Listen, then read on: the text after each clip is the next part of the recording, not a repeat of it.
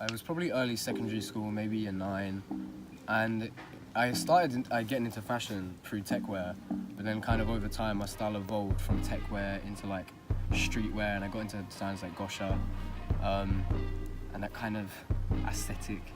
And then from there, kind of, even though it's aspirational, like I can't afford everything I want, now I'm kind of more interested in high-end. I mostly do online shopping because you can find like the best deals in sales, especially like end of season sales, summer sales, things like that. And I usually buy from websites like Antonioli, and also second-hand websites like Grailed and Depop. These were from Grailed, these were from Antonioli, and this was from Antonioli, but other sites like Luisa Villaroma as well.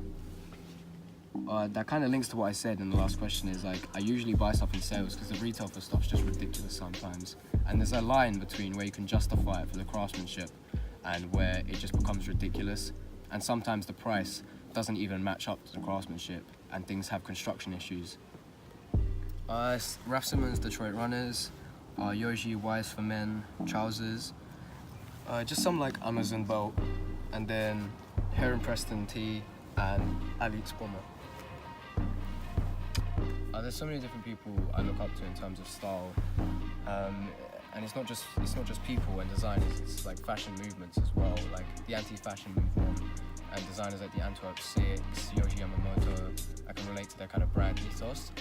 But outside of designers and movements, people like Avery Ginsberg, who's like a fashion YouTuber, and he actually created his own brand, Stats Bullet.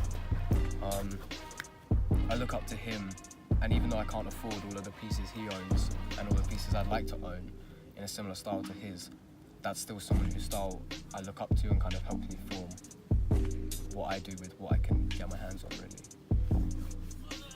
Okay, one piece of advice would be that in terms of buying expensive pieces, think of it more as an investment, because you have to think about like cost per wear.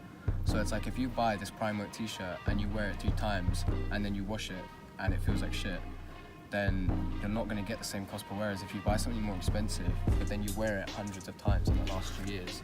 But at the same time, you have to remember that as a teenager you're probably not going to be able to afford all of the pieces you want to buy unless you've got that like daddy's money, and in that case you need to make use of what you can get. So go like vintage shopping, thrift stores, they're great places to get designer looking pieces and trendy looking pieces if that's what you're into, for a much cheaper price. It doesn't have to be designer and it doesn't have to have logos to be good, to be stylish.